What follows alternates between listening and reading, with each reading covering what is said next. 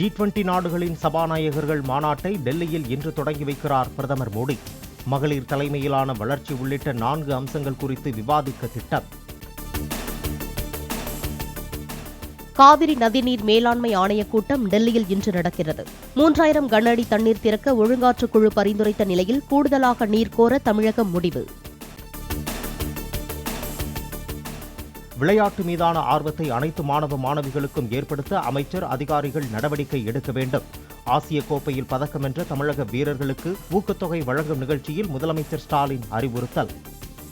ஒருபுறம் துவக்க நிலையில் உள்ள விளையாட்டு வீரர்களையும் மறுபுறத்தில் விளையாட்டில் சிறந்து விளங்குபவர்களையும் ஊக்குவிக்க நமது அரசு அனைத்து நடவடிக்கைகளையும் எடுத்து வருகிறது. விளையாட்டு வீரர்களுக்கு ஊக்கமளிப்பதைப் போலவே விளையாட்டு மீதான ஆர்வத்தை அனைத்து மாணவ மாணவியருக்கும் ஏற்படுத்த வேண்டும் என்று நம்முடைய அமைச்சர் அவர்களையும் விளையாட்டுத்துறை அதிகாரிகளையும் நான் இந்த நேரத்தில் கேட்டுக்கொள்கிறேன். வரும் ஜனவரியில் கேலோ இந்தியா போட்டிகள் முதன்முறையாக தமிழகத்தில் நடத்தப்படும் என அமைச்சர் உதயநிதி அறிவிப்பு. தமிழக வீரர்கள் கடந்த ஆசிய போட்டிகளில் ஒரு தங்கம் கூட வெல்லவில்லை. ஆனால் இந்த முறை 9 தங்கங்கள் வென்றுள்ளதாக அமைச்சர் பெருமிதம். சென்னையில் அமைச்சர் அன்பில் மகேஷ் உடன் நடத்திய பேச்சுவார்த்தையில் டிட்டோ ஜாக் ஆசிரியர்கள் சங்கத்தின் 11 கோரிக்கைகள் ஏற்பு. நாளை நடைபெற இருந்த போராட்டம் பேச்சுவார்த்தை விளக்க கூட்டமாக எழும்பூர் ராஜரத்தினம் மைதானத்தில் நடைபெறும் என அறிவிப்பு. எங்களுடைய கோரிக்கைகள் ஒரு 11 கோரிக்கைகள் ஏற்றுக்கொள்வதாக அறிவிக்கப்பட்டிருக்கிறது. அந்த கோரிக்கையின் அடிப்படையில் எங்களுடைய ஆர்ப்பாட்டமானது பேச்சுவார்த்தை விளக்க கூட்டமாக ராஜரத்னம் ஸ்டேடியத்தில் நடைபெறும் என்பதை தெரிவித்துக் கொள்கிறேன். ஈரோடு வெள்ளாங்கோயிலில் ஆசிரியர் தேர்வு வாரிய செயலாளர் ராமேஸ்வரம் முருகனின் வீடு உட்பட இருவேறு இடங்களில் 10 மணி நேரத்திற்கும் மேலாக லஞ்ச ஒழிப்பு போலீசார் சோதனை. 88 லட்சம் ரூபாய் மதிப்பிலான சொத்து ஆவணங்கள் மற்றும் வங்கி லாக்கர் சாவி பறிமுதல். தஞ்சையில் தனியார் மருத்துவமனைக்கு தடையில்லா சான்றிதழ் வழங்க 4000 ரூபாய் லஞ்சம் வழங்கியதாக மாவட்ட உதவி தீயணைப்பு அலுவலர் கைது. குளித்தலை அருகே பட்டா மாறுதலுக்கு 17000 ரூபாய் லஞ்சம் பெற்ற கிராம நிர்வாக அலுவலர் கைது. 2 கர்ப்பிணிகள் உயிரிழந்த விவகாரம் தொடர்பாக மதுரை அரசு ராஜாஜி மருத்துவமனை மருத்துவர்கள் 11 நாட்களாக நடத்தி வந்த போராட்டம் வாபஸ். விசாரணை குழு அறிக்கையின் அடிப்படையில் நடவடிக்கை எடுக்க அமைச்சர் மா சுப்பிரமணியன் உறுதியளித்ததை ஏற்று நடவடிக்கை. தமிழ்நாட்டில் அரசின் அனுமதியின்றி மரம் வெட்ட முடியாத வகையில் விரைவில் சட்டம் கொண்டுவரப்பட உள்ளதாக வனத்துறை செயலாளர் சுப்ரியா சாஹூ தகவல். புறம்போக்கு நிலத்தில் உள்ள மரங்களை அரசின் அனுமதியின்றி வெட்டினால் அபராதம் விதிக்க வழிவகை. தூத்துக்குடி மருத்துவ மாணவி தற்கொலை செய்து கொண்ட விவகாரத்தில் பேராசிரியர் உட்பட 3 பேர் மீது தற்கொலைக்கு தூண்டியதாக போலீசார் வழக்கு பதிவு. விசாரணை முடிவடையும் வரை பேராசிரியர் உட்பட 3 பேரையும் தற்காலிக பணியிடை நீக்கம் செய்து தனியார் மருத்துவக் கல்லூரி மருத்துவமனை நிர்வாகம் உத்தரவு. சென்னை ஆளுநர் மாளிகை அருகே சாலையில் திடீரென தீப்பற்றி எரிந்த காரால் போக்குவரத்து பாதிப்பு.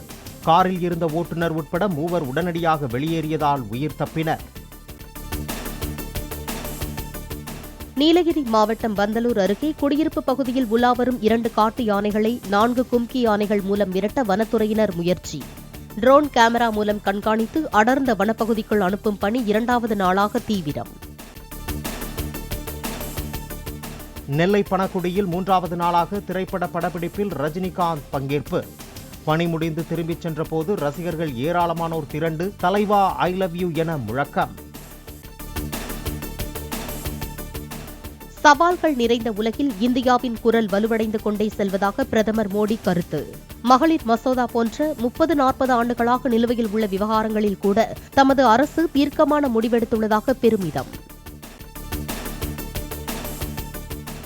5 மாநில சட்டமன்ற தேர்தல் வேட்பாளர் தேர்வு குறித்து டெல்லியில் காங்கிரஸ் மத்திய தேர்தல் குழுவினர் ஆலோசனை. மிசோரம் மற்றும் சத்தீஸ்கரில் போட்டியிட உள்ள வேட்பாளர்கள் இறுதி செய்யப்பட்டதாக தகவல். இண்டிகோ விமானம் ரத்து மற்றும் தாமதத்தால் கடந்த மாதம் 76,000 பயணிகளுக்கு பாதிப்பு. ஏர் இந்தியா மற்றும் ஸ்பைஸ் ஜெட் நிறுவனங்களாலும் பயணிகள் பாதிக்கப்பட்டதாக விமான போக்குவரத்து இயக்குநரகம் தகவல். திருவனந்தபுரம், எர்ணாகுளம், இடுக்கி உள்ளிட்ட 7 மாவட்டங்களுக்கு இன்று கனமழை எச்சரிக்கை. இந்திய வானிலை ஆய்வு மையம் வெளியிட்ட அறிக்கையில் தகவல். இஸ்ரேல் ஹமாஸ் போராளிகள் இடையேயான போரில் அங்குள்ள இந்தியர்கள் யாரும் உயிரிழந்தது குறித்து எந்த தகவலும் இல்லை. கேரளாவைச் சேர்ந்த ஒரு பெண் காயமடைந்த நிலையில் மருத்துவமனையில் சிகிச்சை பெற்று தேறி வருவதாக வெளியுறவுத்துறை செய்தி தொடர்பாளர் அரிந்தம் பக்ஷி தகவல். அமெரிக்கா என்ற நாடு இருக்கும் வரை ஹமாஸுக்கு எதிராக இஸ்ரேல் தனியாக போராட தேவையில்லை. போர்ச்சூழலை பயன்படுத்தி எந்த நாடாவது இஸ்ரேலை தாக்கினால் அமெரிக்கா பார்த்துக் கொண்டிருக்காது என அமெரிக்க வெளியுறவு அமைச்சர் பிளிங்கன் எச்சரிக்கை. சென்னை சேப்பாக்கம் மைதானத்தில் நியூசிலாந்து வங்கதேசம் அணிகள் இன்று மோதல். நியூசிலாந்து அணியின் வெற்றி நடைக்கு தடை போடுமா வங்கதேசம் என ரசிகர்கள் எதிர்பார்ப்பு. குஜராத் மாநிலம் அகமதாபாத் மைதானத்தில் நாளை இந்தியா பாகிஸ்தான் அணிகள் மோதல். உடல் முழுவதும் மூவர்ண கொடி நிறத்தை பெயிண்டால் வரைந்து இந்திய அணியை உற்சாகத்துடன் வரவேற்க தயாராகும் ரசிகர்கள்.